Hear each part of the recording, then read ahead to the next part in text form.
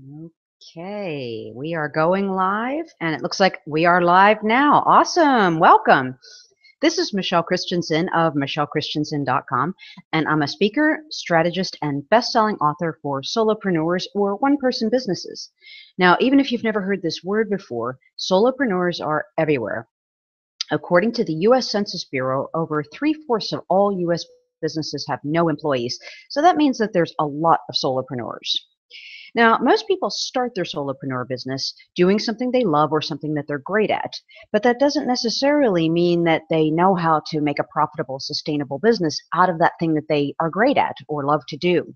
And that's what I teach people. I teach people how to take that thing that you love to do and create a business that you love and that you can make a profit from without working 24/7 or feeling constantly overwhelmed and frazzled. Now, there's a lot of people who teach you how to grow a business and how to hire people and outsource and have a whole organization of people working for you. And that's certainly a fine way to work. However, it's not the only way to work. Some people, including myself, really enjoy the simplicity and the freedom of being a one-person business. So I'm here to teach you all about that.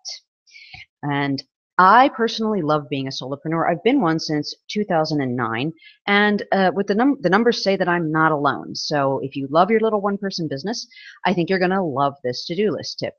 There's so much to do when you're a solopreneur that you do need to be really on top of things, and that's why I'm creating this series of to-do list tips to help you manage your workload and not feel overwhelmed. So all of the tips are small little things, small changes you can make right away to help you feel better about what's on your plate. So today's tip has to do with exercising control over how and when you work. Now, as a solopreneur, you have the freedom to decide a lot of things about your schedule. Maybe not all of it, but certainly a lot of it. And it's a great blessing to be able to do this, but it can be a little bit of a curse because you have to come up with your own schedule and your own way of doing things entirely from scratch. And sometimes there's no parameters, like there's no time that you have to be anywhere or no time that you have to get up or go to bed. So it is kind of a challenge, even though it sounds like the greatest thing in the world, and it is. Now, one thing I want to say is don't feel tied to traditional work schedules, like an 8 to 5 day or something like that. That's what a lot of people do when they first start their business, and it's probably a good way to start if it's what you're used to, and it does work for you. However, it's important to think beyond that.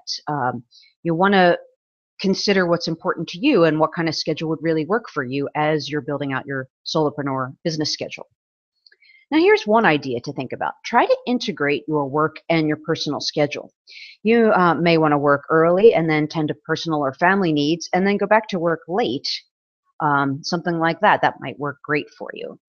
Now, another idea is to work when it feels good to you. If you're an early morning person, get up early and work for a few hours before anyone else gets up or before you get into anything else. Or if you're one of those night owls that loves the quiet of the wee hours, then you can be working at that time too.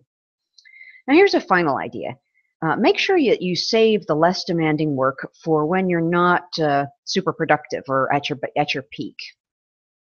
I like to save training stuff because I can read and sort of take that in really easily when I'm kind of winding down and just want to finish out my day. That's a great thing for me to do. And I do spend time every day training and learning.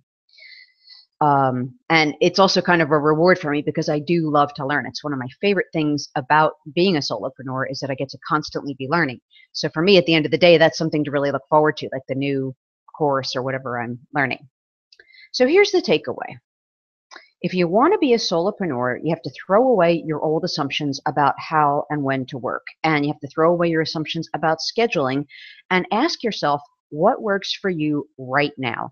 And you'll also need to be always revising that question of what works for you right now as your life changes and your business changes. Now, if you like this tip, go to michellechristensen.com/daily, and you can download a free copy of my report called The 5 Biggest Mistakes That Solopreneurs Make in Writing Your Daily To-Do List and How to Avoid Them. Before you leave this page with the video, I'd love it if you'd use the social sharing buttons to share this video across your social networks. Thanks a lot. This is Michelle Christensen, and have a great day. Bye-bye.